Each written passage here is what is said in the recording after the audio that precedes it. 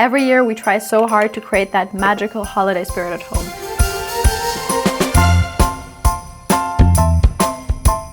But for a lot of people, it's also a real source of burden and a big struggle, because for some people, no matter how much you spend or how much effort you actually put into your holiday design, it still feels chaotic, off, or cheap. And it has nothing to do with your effort, it has nothing to do with your budget, but actually it's a few underlying design decisions that can make or break your holiday design. Today, I'm going to show you 5 real reasons why festive holiday decor can feel cluttered and chaotic instead of calm, and what you can do against it. And I will even share with you something to make your Christmas decoration much simpler and much easier, especially when it comes to color. Let's get into it. Also, since this is a completely new format for me, comment below if you like it. And if you haven't subscribed to this channel yet, go and subscribe right now, because this is the only way that we can continue to show you guys the best design tours out there and bring you more design advice. So the mistake number 1 that most people make is that there is no visual thread through their holiday design concept. What I mean by this is that each room tells a different Christmas story, or that there's like just too many things, in my opinion, going on in the same room. We all know that there's different types of Christmas themes. For example, this more Nordic decor or this more Scandinavian minimalist design. But if you pair that and at the same time still have your glitter elves out, but you cannot have all of them at the same time. And so if you pair too many colors and too many different holiday decor themes together within one room or just one home itself, it will not make any sense. It will look completely cheap. The reason why it doesn't work is because repetition is key to creating a successful design. Now, that doesn't mean that you need to copy and paste and put like the same item throughout the apartment, but it just literally means that you need to think up of a good concept that you like and then just thoughtfully execute it in every corner. Also, comment below if you made any of these mistakes yourself and which ones you will try to avoid this year. To be honest, if I think about it, I probably made all of these mistakes already once in my life, but there always is space to learn and to improve. So comment down your mistakes below. So the easy way to fix it is to choose 1 or 2 repeating elements and then repeat different variations of them throughout your entire holiday decor. You could, for example, opt for a red bow, which is very classic, but also at the same time very modern because it's kind of oversized, and I absolutely love bows. They're super cool. And then you could incorporate them into the napkins, you could put them on the Christmas tree, you could drape them over a fireplace if you have one, you can use them for your dining table setup. So you kind of have one type of Christmas icon, a red bow, and then you just repeat it throughout the design, and this is what just will create this cohesion and the sense of your design having a story and having purpose, and that is the most important thing. So a great way to think about this is to go for 1 color family, limit the Christmas decor to only a few materials, and also 1 motive. So for example, you could either opt for stars, for bows, for fairy lights. Now, whenever people subscribe to my newsletter, I ask them what their biggest struggle is when it comes to design. And I always used to think it's budget, but actually the biggest challenge for most people out there when it comes to interior design is color. And so I've collected the 5 biggest color mistakes that 99% of people make when it comes to color, and I've put them into a PDF where I also show you how to fix it. If your color game is already strong, then congratulations, you are one of the few, because most people really properly struggle here. If not, it's not a problem. You can just go grab your free guide. The link's either in the description, or you can scan this QR code over here by taking out your phone, opening your camera app and like pointing it at the QR code, and it will read it and redirect you directly to the guide. It will also give you a lot of clarity for how to get your color game for your Christmas decor completely right. The second biggest mistake that people make when it comes to holiday decor is that they decorate on top of all of the decor that they already have. So if your home is nice and curated and like thoughtfully designed, you probably already have like a sculpture standing here or something else standing there. For example, behind me, I have this really cool like melted disco ball that I really love. And now if I were to put like on this shelf behind me like 10 different pieces of Christmas decor, it would just feel super cluttered and not cohesive or curated at all. This is exactly what happens if you don't edit your everyday decor first. You can think of this step kind of like as the invisible step that most people skip, because most people just come in with their things and then just they're confused why it just feels like too much and too chaotic and too messy. And basically what you have to do in order for your Christmas and holiday decor to work is to remove like 70 or even 80% of your everyday decoration bits. Vases, books, trays, frames, objects. Luxurious and thoughtful design only happens if there's like some space to let the design breathe and to just feel like it's actually being curated and you actually put some effort into creating this design, not just putting everything you have out there. And so without editing your base, your Christmas decor doesn't have a possibility to shine. Try this and thank me later. Now, mistake number 3 is basically decorating everything instead of creating dedicated decoration zones. To be honest, I also struggled with this for quite some time because I just really love design. I love cool things and I love putting them everywhere I can. But like the number one art of design is restraint and knowing where to put and also knowing where not to put your things. So if you have something cute standing on like every single shelf and every surface, it will just feel too overcluttered. Basically what happens is that your eye reads it as random, scattered and accidental. There's no rhythm, there's no hierarchy, there's no visual anchor. There aren't any of the classical design rules applied.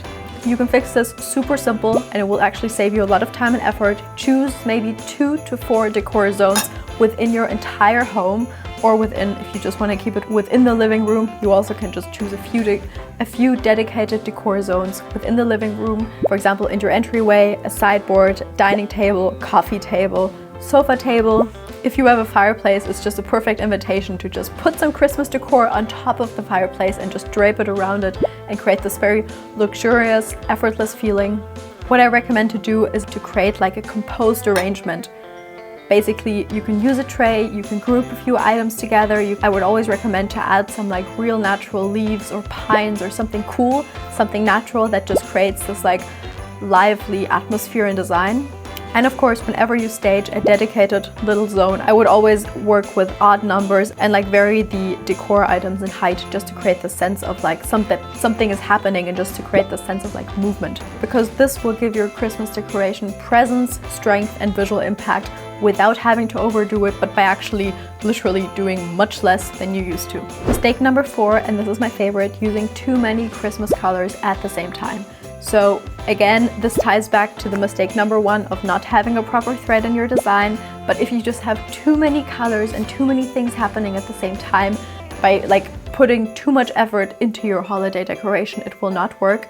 The key also here is to go minimal and to just hold back your urges and reduce the entire color palette. Now, sometimes of course overdoing it and creating this very like maximalist, eclectic design can also be really cool. It works sometimes, but most of us don't have gigantic living rooms where we can like afford to create this like big maximalist almost mess inside. So I would always opt for something a little bit more pared down and subtle. The reason why too many colors at the same time don't work are because if the eye doesn't have hierarchy, it panics and it cannot just like focus on 1 or 2 aspects on the home. It doesn't understand the concept and instead it just like is scattering all over the place and there is no calm anchor within the design. If you want to avoid introducing too many different colors into your design, I recommend choosing 1, 2 or even 3 different Christmas colors that go well together. If you need help on colors, I have a color course and also the free color guide with the mistakes that you can get in the description. And another great tip to just tie everything together is to always incorporate some natural colors, natural elements, because this will just give your entire design harmony. And of course, when it comes to your holiday decor, always look at the colors that you already have in your design. So if you have like a very warm, golden, orangey design language and design, I wouldn't start incorporating all of these like colder blue tones. I would also try to like reimagine the existing color palette through the Christmas decor so that it just like incorporates itself beautifully and just creates one little Christmas miracle. So the next mistake I also see people use really often is to use poor quality greenery. Shiny plastic trees, overly artificial garlands, and neon green folk branches are an absolute no-go for me. I would always, in my personal opinion, I would always opt for real greenery, and like if you don't know where to buy them, just go inside a forest, pick some leaves, pick some greenery, and like create your beautiful Christmas decor yourself, because there's just so much you can do. It's really cool. Let me show you. Because the reason why all of this fake greenery doesn't work is because if you take a closer look, it doesn't have all of these like little, this is real greenery I found outside.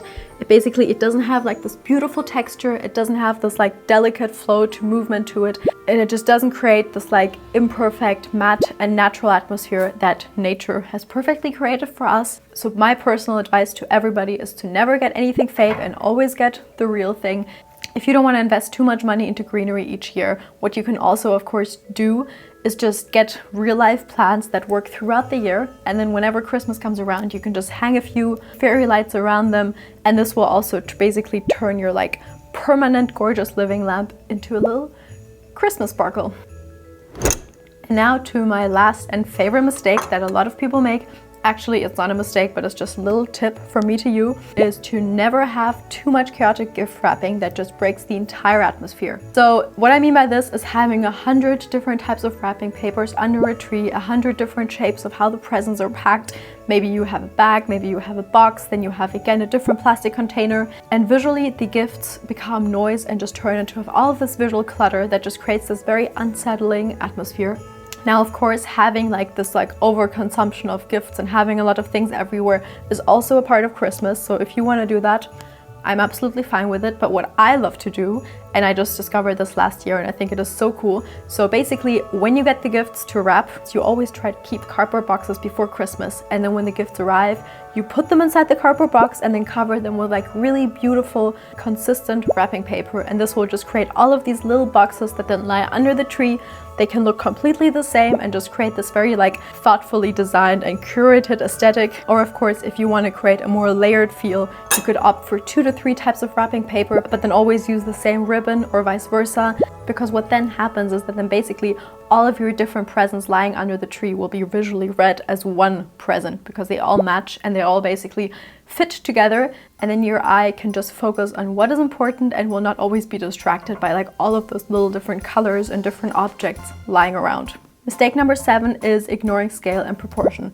Now, this is more of a basic interior design rule, but it also applies to holiday decor, and that can happen in 2 extremes. Basically, if you have too many tiny objects lying around, but your room actually needs fewer and much bigger holiday pieces. Now, this is what I actually often notice, because often I feel like people are scared that something is too big, and then instead of buying like the proper appropriate size, they go for something a bit smaller because they'll be like, it'll fit. But then the elf or sculpture or whatever you bought just won't have the same visual weight and presence within the room if it's too small.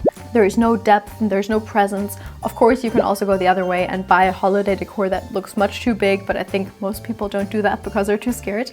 How to fix this common design mistake is by using scale. You can have one hero piece, for example, something really oversized, like oversized branches standing on a dining table, or like a super large vase or an XXL present, and then to have like a few medium pieces on your dedicated decor zones, and then some really small accents like a fairy light here or a candle standing there. Or something I also really like to do is to just tie a bow around like a candle holder that you have, and you just turned a normal candle holder into a Christmas one.